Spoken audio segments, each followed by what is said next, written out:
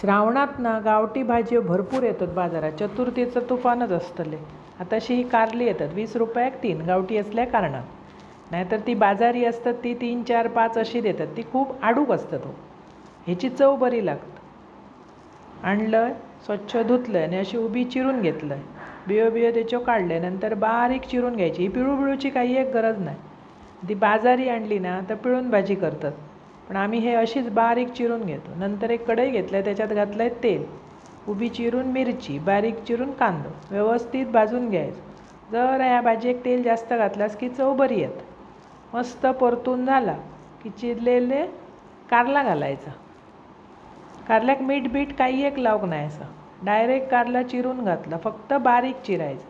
ह्या किसूक गेलास ना तर कडवटाण जास्त वाटतं, आणि अशी केलास तर अजिबात वाटत नाही. ही लहान मुलांक घातलास तरी मुलं आवडीन खातली. जरा कारला शिजाक होया म्हणून मीठ घातलं आहे, पटकन शिजता मग.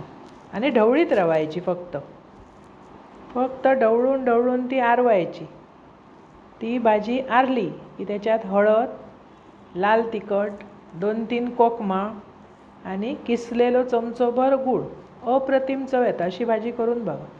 परत ती मस्त ढवळायची. ही भाजी की नाही परत न्यारच असावं.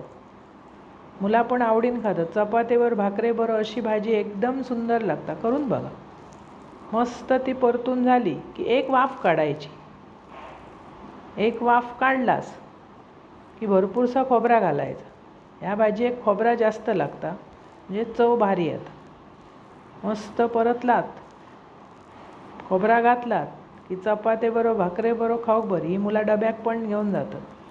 ही डाळीची आमटी, कारल्याची भाजी, एक नंबर जेवण. अशी भाजी करा, खावा. अप्रतिम चव. आवडतली तुमका आणि आवडल्यास चॅनल सबस्क्राईब करा.